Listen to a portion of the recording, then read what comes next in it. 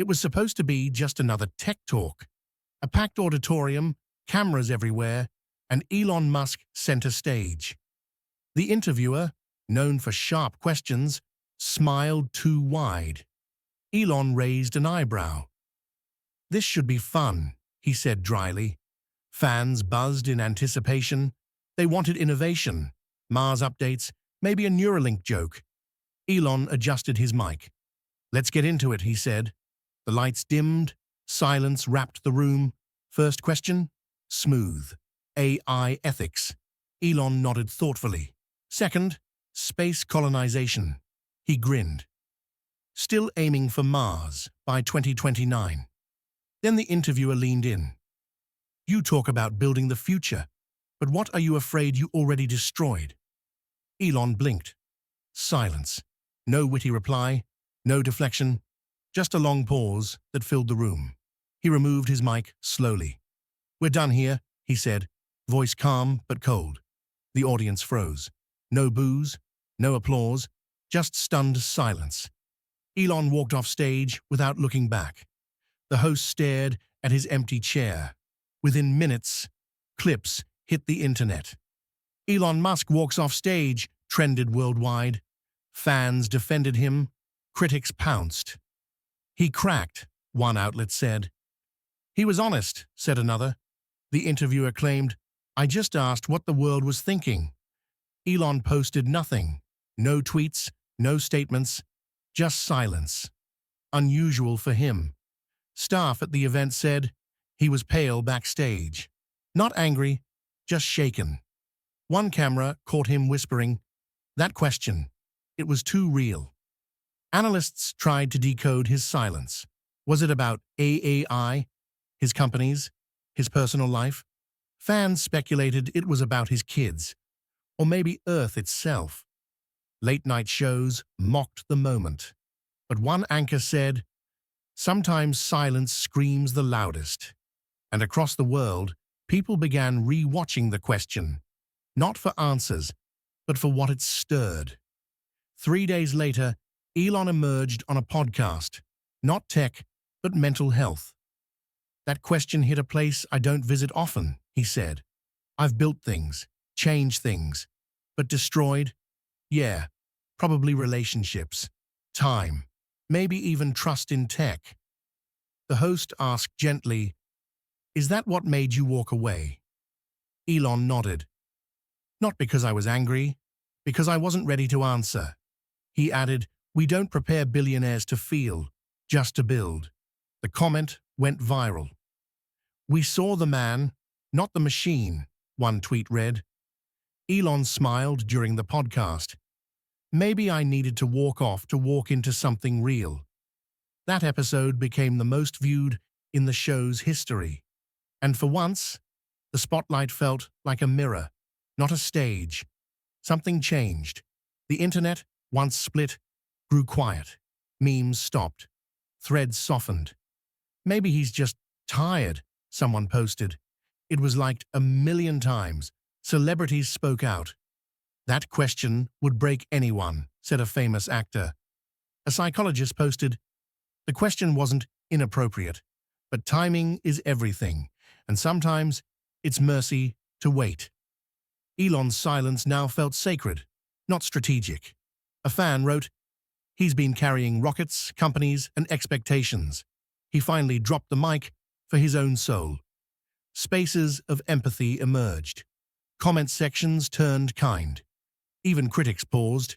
A trending tag appeared, hashtag, "Let Elon breathe." And for once, the internet became a space of compassion, not criticism. Because people weren't watching a brand collapse. They were watching a man breathe. Days after the event, the interviewer released a statement. "I didn't mean to hurt him.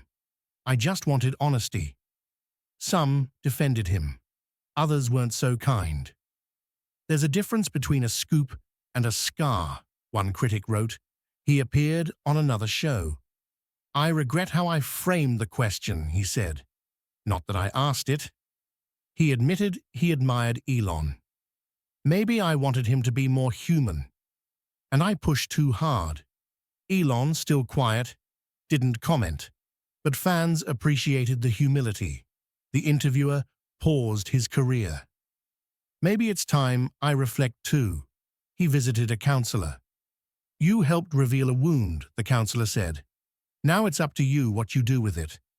The statement ended with one sentence. Sometimes questions echo louder than we expect, and that echo had changed more than one life. Elon shared a handwritten note. From my son, he captioned, posted with his permission. It read, "You didn't walk off because you were weak. You walked off because you were real.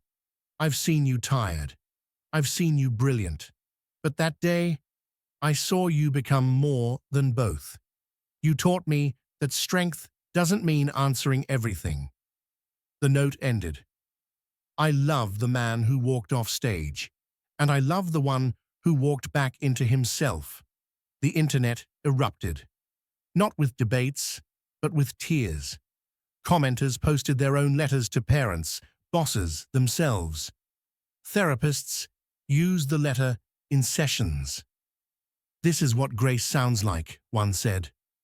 Elon simply replied, this note is worth more than any trophy I've ever won. Because it wasn't written in ink, it was written in understanding. Unseen by cameras, Elon reached out to the interviewer privately. No PR, no script. I wasn't offended, Elon said. I was overwhelmed. The two met for coffee. Not to film, to reconnect. You asked the right question, Elon said, but I was the wrong version of me to answer. They laughed, they cried. Two men, no stage. I asked that to break news, the interviewer admitted, but I broke something softer. Elon replied, it needed to break. Just not like that. They shook hands. Next time, Elon said, ask me when I'm ready. I'll tell you everything. No one knew about the moment until months later, because some resolutions don't need cameras, just courage. Elon returned to a new event, not a conference, a student Q&A. He walked in quietly, no spotlight, no script. Ask anything, he said, even the hard stuff. A student asked, what's your biggest regret? Elon didn't blink. Forgetting that I'm human first, he said, and trying to build a future from a burnt-out present. The room didn't applaud. They just listened. Another student asked, would you walk off again? Elon replied, I'd pause instead. Maybe sit still, but I wouldn't run. That answer made its way around the world. And through it, people learned that silence doesn't mean surrender. It can be strength. Elon took therapy seriously. I used to think mental health was weakness, he shared. Now I know it's maintenance. He encouraged his team to take mental breaks. Recharge isn't just for machines, he said. SpaceX built a quiet room. Tesla followed. Call it the breathing bay, Elon joked. Employees left thank you notes. I've never felt safer, one wrote. Elon visited schools, spoke to students about fear. It's not the enemy, it's the invitation. He launched a foundation for mental resilience, focused not on illness, but inner power. The site's motto, every pause has purpose. Testimonials poured in. People who once saw him as untouchable now saw themselves in him. He made the world faster, one wrote, but now he's helping us slow down. And that shift was louder than any launch. Months later, Elon was asked again, same stage, different day. What are you afraid you already destroyed? Elon inhaled, held the mic, looked up. Moments, he said. Time I can't get back. Relationships I didn't nurture. The room froze. This time, no exit, just presence. But I've also built something new, inside me. I used to answer with intellect. Now I answer with honesty. The audience stood, not clapping, just honoring. And Elon smiled. That question still haunts me, but it also helped me come home. Because the story wasn't about walking off, it was about walking back. A filmmaker approached Elon with a concept, not about your companies, about your silence. Elon agreed, as long as it's honest, not polished. The documentary was called Off Stage. It featured no music, no narration, just Elon, talking, pausing, thinking. He shared moments of exhaustion. "I've slept on floors more than pillows," he said, "but the floor never asked me who I was." The film premiered quietly, no red carpet, just folding chairs and candles. Critics praised it. We saw the man who holds Mars finally hold himself. Fans cried, not because of tech, but because of truth. And through that screen, millions realized even giants need ground. Inspired by the film, fans began mailing letters, thousands, from every country. "You made it okay to feel," one letter read. A child wrote, "I used to think crying was weak. Now I see it's brave." Elon built a wall at Tesla HQ. "This stays up," he said, "for them, for us." Workers added their own letters, confessions, regrets, dreams. The wall became a healing place. People read it during lunch, left inspired. Some just stood and breathed. A janitor whispered, "This wall does more than any meeting I've been in." Elon posted a photo of the wall. Caption: "I'm listening. Because some success isn't sold, it's felt." Elon's son did an interview. "I saw the moment he walked off, but I also saw him walk back in. My dad doesn't always know how to feel, but he's trying. That's bigger than rockets." The interviewer asked, "Did you ever feel let down?" "No," he said, "because he never stopped learning." The clip went viral, not for views, for vulnerability. "Your father is proud of you," the host said. "I'm proud of him too," X replied. Elon later said, "That moment meant more than any IPO. And for once, pride flowed upward, from son to father." A teacher paused class, played the clip of Elon walking off. "Why did he leave?" she asked. A student replied, "Because the truth hit too hard." Another said, "Or maybe it woke something up." The discussion turned deep, about pressure, image, and pause. A boy raised his hand. "I've wanted to walk off too, just never had the guts." The class went silent. One girl whispered, "We see you." The boy cried. The class clapped, not to celebrate, but to hold. Elon's clip became part of the curriculum on courage, and students learned that real answers start with real questions. A movement started. Pause day. 1 hour, no work, no tech, just presence. "It's not about quitting," Elon said. "It's about noticing." Schools dimmed lights, offices played soft music, families sat together. One tweet said, "I spoke to my dad for the first time in years." Another wrote, "I forgave myself today." Elon posted a candle photo. Caption: "The hour I met me." The movement grew, countries joined. It wasn't noisy, it was necessary. And in that hour, humanity remembered itself. Elon gave a quiet talk at a rehab center. "You don't need a stage to say something real," he told them. A patient said, "I walked out of my life too." "Still trying to walk back in?" Elon nodded. "Me too." They gave him a standing ovation. He left before it finished. "Why?" someone asked. "Because I didn't come to be clapped," he said. "I came to clap back." The patients wrote him thank you notes. Elon kept them in his wallet. Because some applause isn't heard, it's carried. The stage Elon walked off was kept untouched. The chair remained. The lights dimmed permanently. People visited like a memorial. Not for fame, for reflection. One sign read, "The stage where silence began."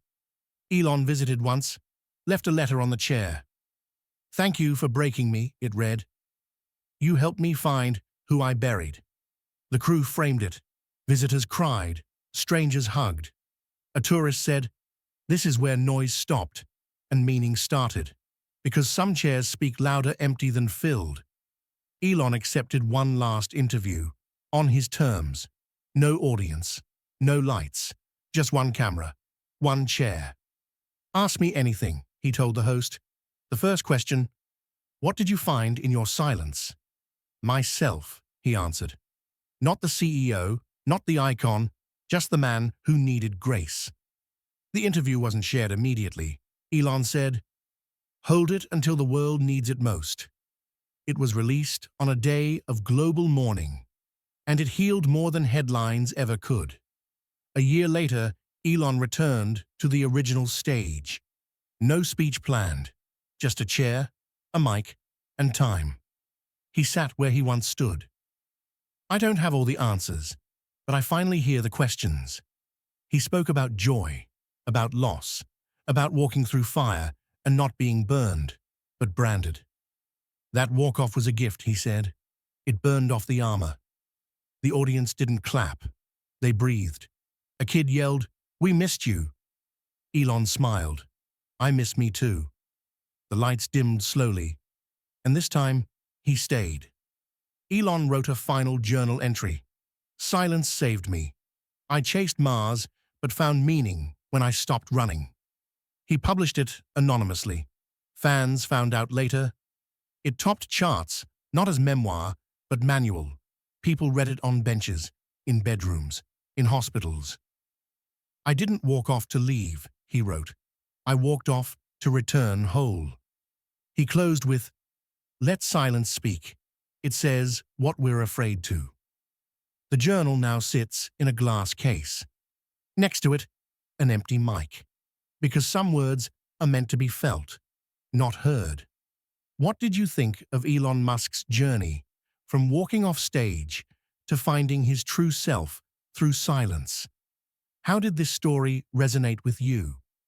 We'd love to hear your thoughts in the comments below, and let us know where you're watching this video from. If this story touched your heart, please consider subscribing to our channel, liking this video, and sharing it with others who might find inspiration in Elon's transformation. Thank you for watching.